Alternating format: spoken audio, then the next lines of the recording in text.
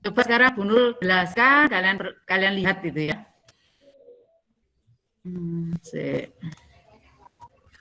Nanti kalau ada yang tidak mengerti silahkan bertanya, ya. Ya Bu. Oke.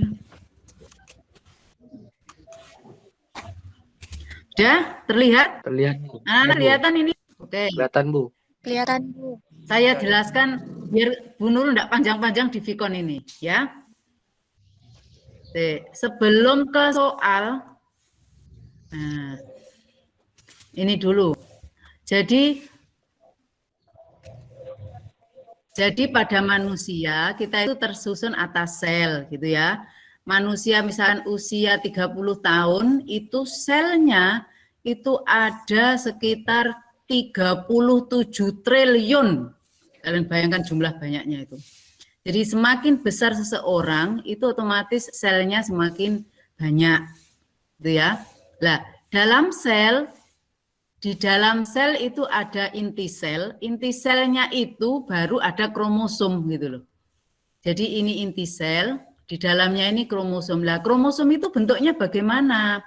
Bentuknya itu awalnya ini kayak benang, yang bawah ini DNA ini kayak benang.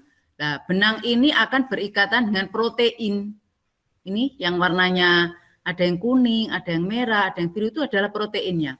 Proteinnya akan diikat, digulung, akhirnya bentuknya akan semacam ini yang merah ini. Terus akhirnya berbentuk seperti benang.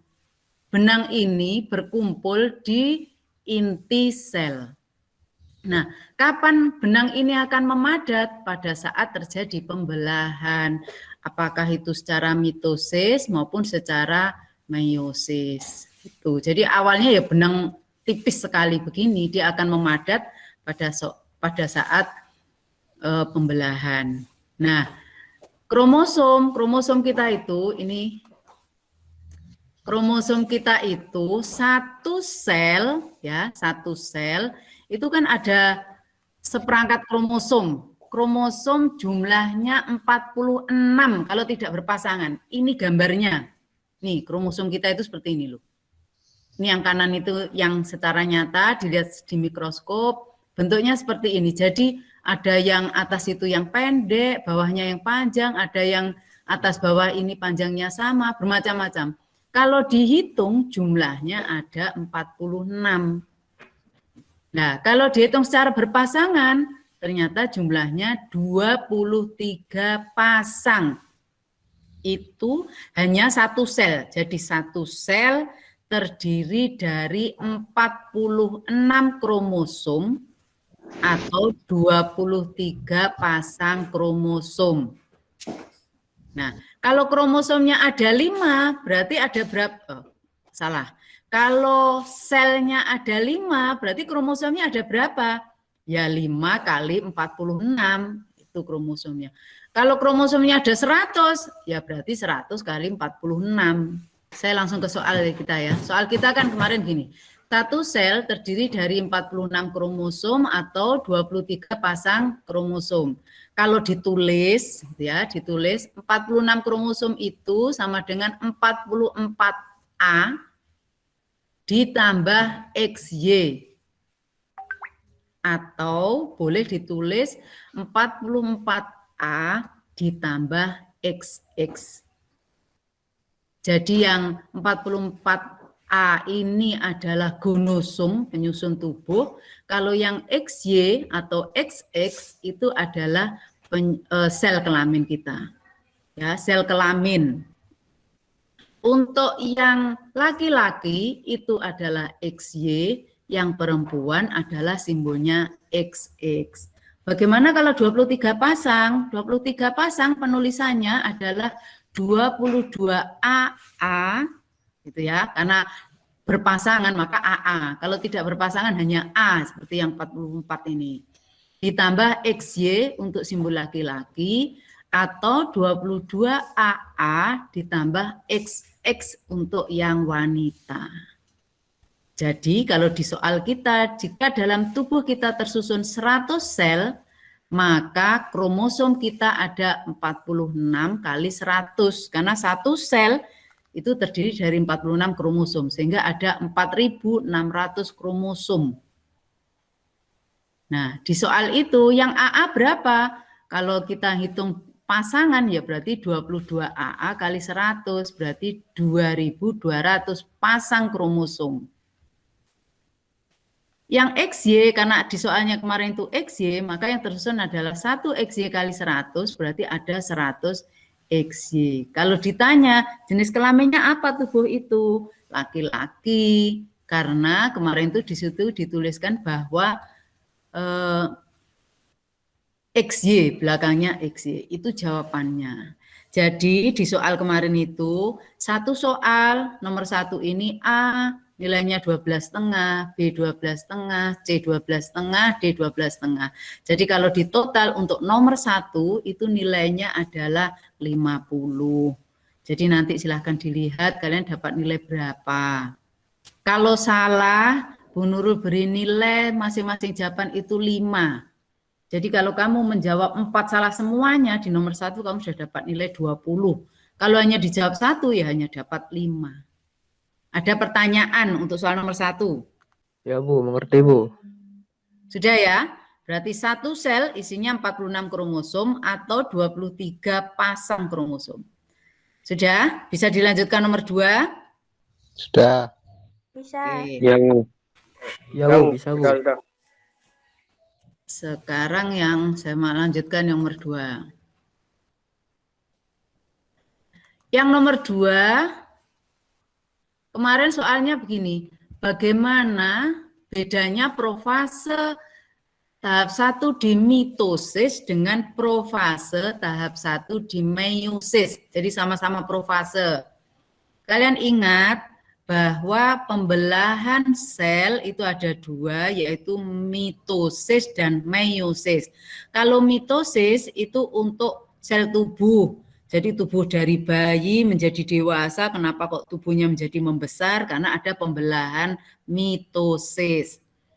Terus misalkan kamu terluka, tanganmu misalkan terluka, mengapa bisa menutup kembali lukanya? Karena ada pembelahan mitosis, ya.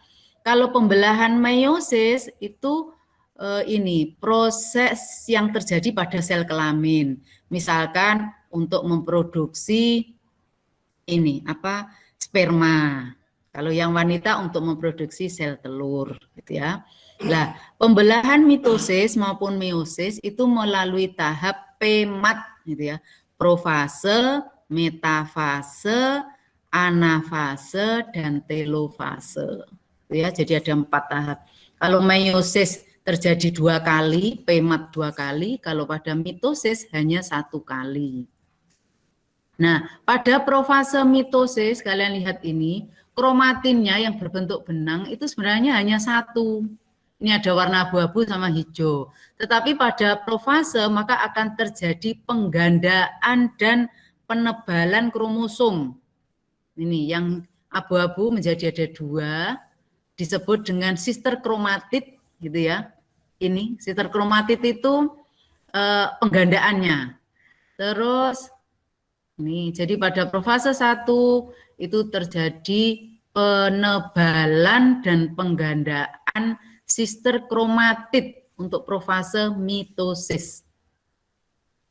Nah, bagaimana untuk yang profase pada pembelahan meiosis? Nah, kalian lihat ini sudah berpasangan. Jadi pada profase meiosis itu akan terjadi penggandaan homolog, kromosom homolog. Homolog itu berpasangan. Jadi kromosomnya itu sudah lengkap.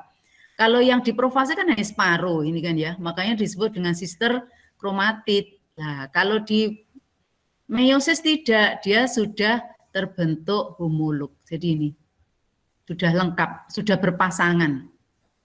Nah, terus yang berbeda apa? Terjadi persilangan gen. Jadi keduanya itu membelit, ada sebagian yang tertukar antara kromosom yang homolog yang satu dengan yang lainnya. Ini misalkan ini kan tadi digambarkan merah dengan kuning. Setelah berbelit ini pada profase ini. Nah, hasilnya ternyata ada yang gabungan merah kuning, yang sini juga gabungan merah kuning. Kalau yang di profase mitosis kan tidak terjadi nih, kayak pertukaran gitu loh ya, pertukaran sifat gitu loh.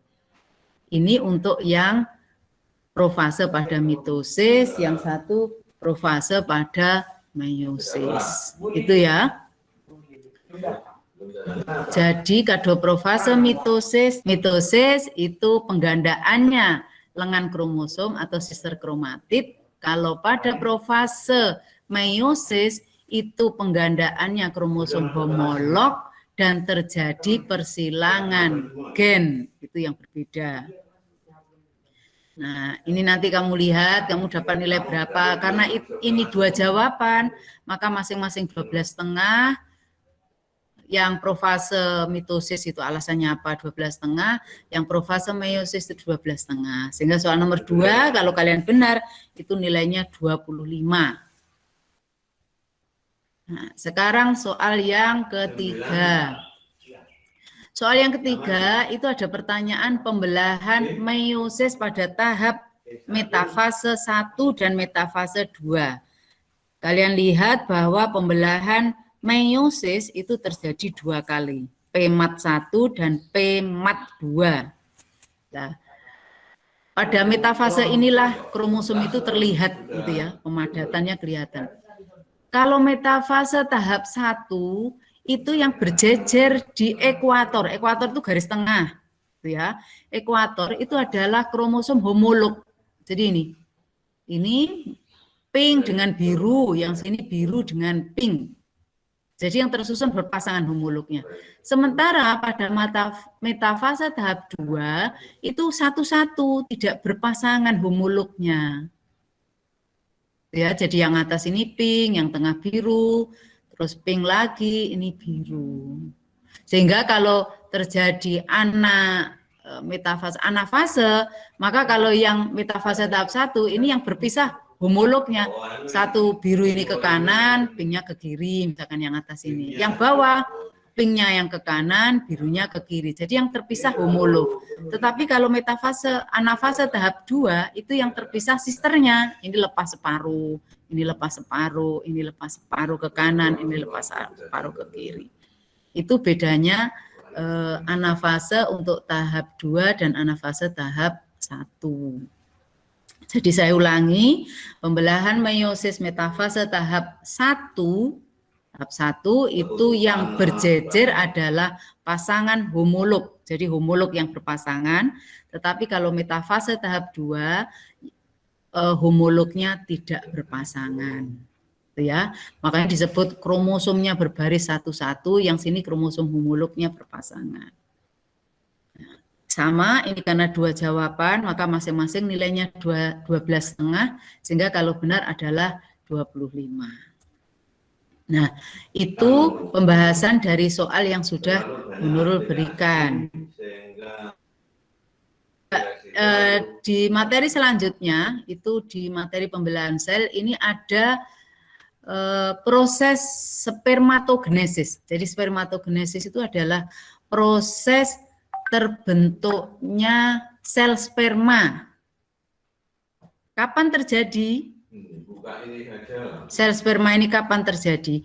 Karena sel sperma, maka yang menghasilkan ini adalah miliknya laki-laki. Ya. Kalau yang bawah itu adalah oogenesis, itu adalah proses muncul terbentuknya sel telur. Saya stop dulu, saya ingin bertanya ke kalian, ya. Yo, ada pertanyaan sekarang. Kapan kira-kira sperma itu diproduksi? Nanti saya masukkan nilai tanya jawab. Ada yang menjawab.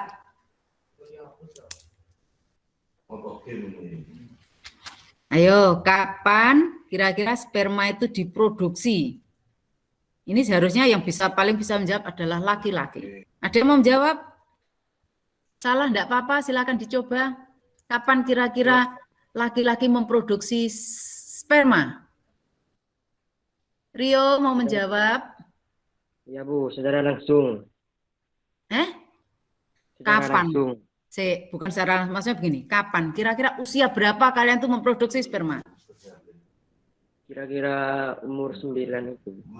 9? Ya, Rio umur 9 wis mimpi basah. Oh, Gini. umur Bentar. umur 12, Bu.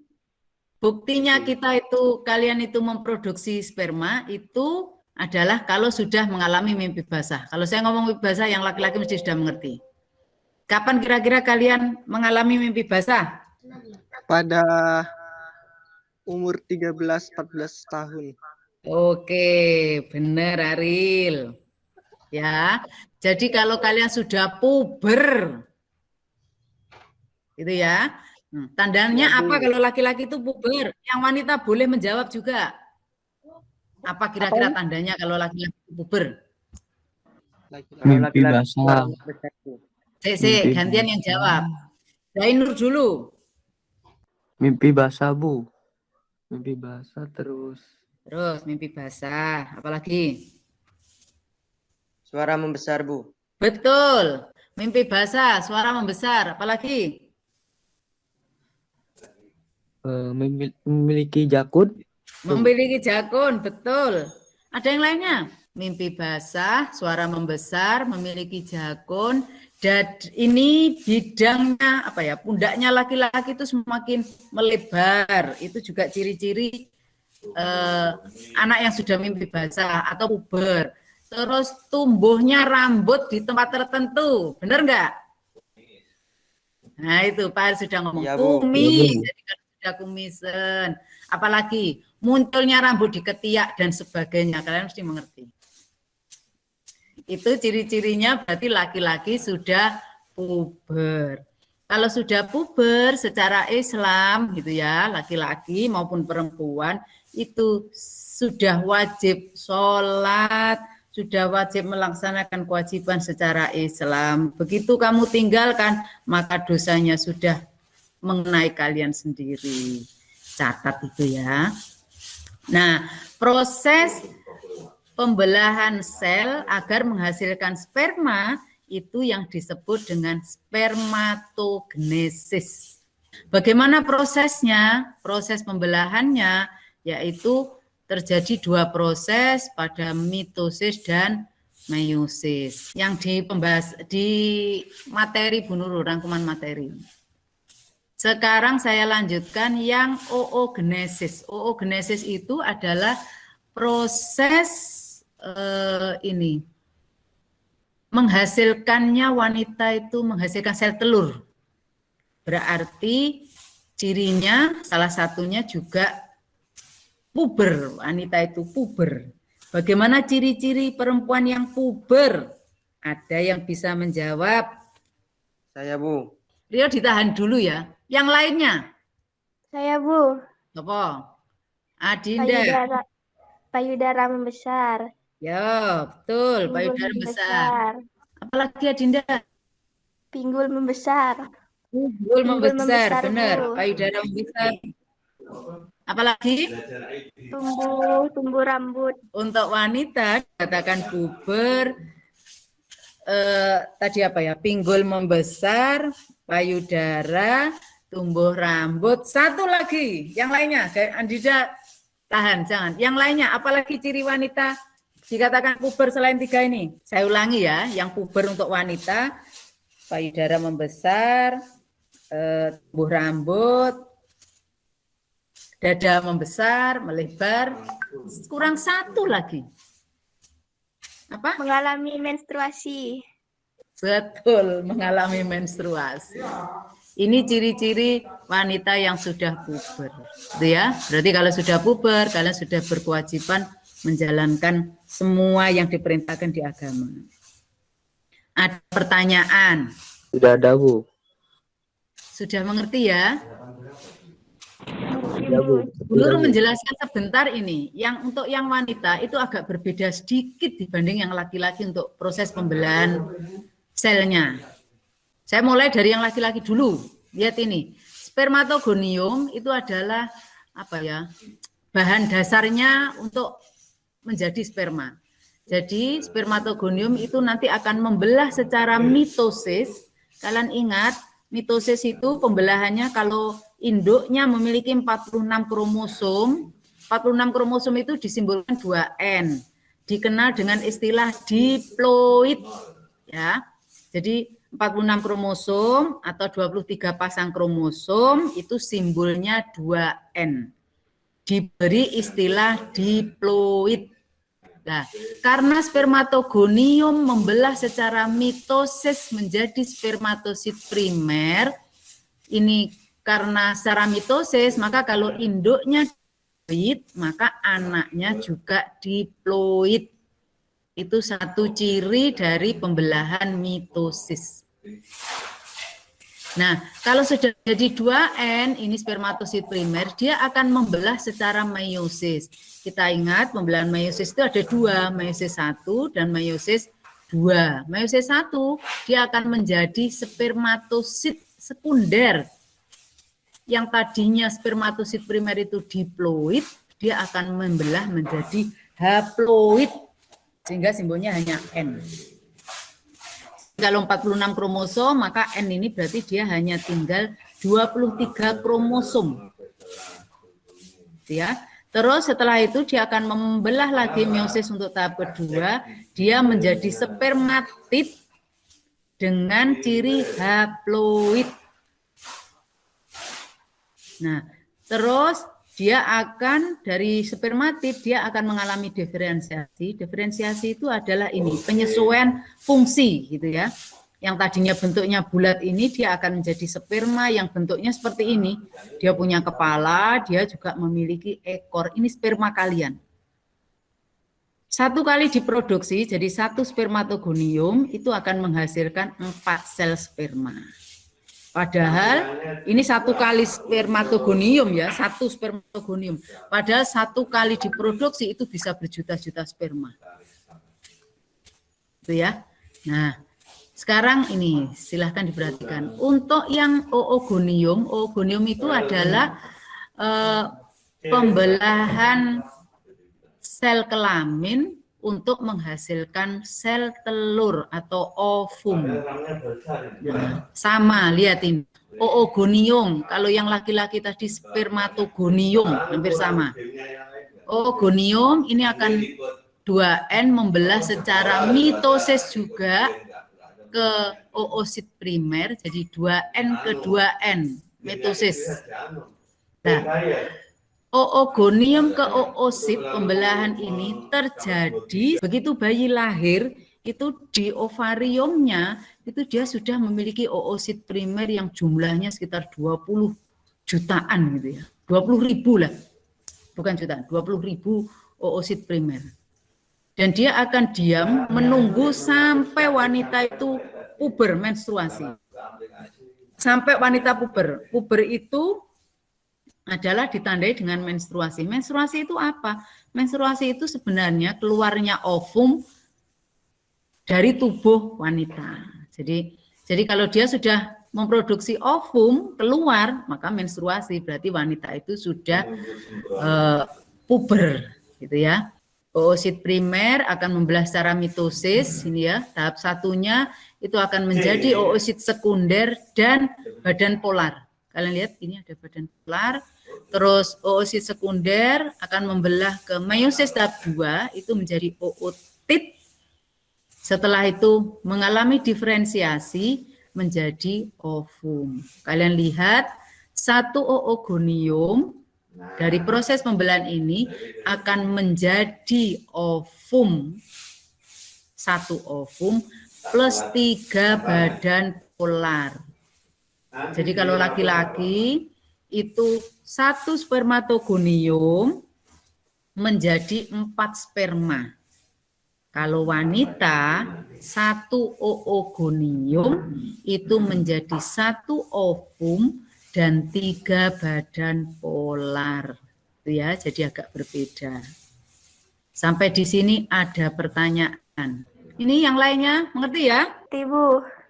Oke, silahkan mencoba bermain link yang Bu Nur berikan. Gitu ya.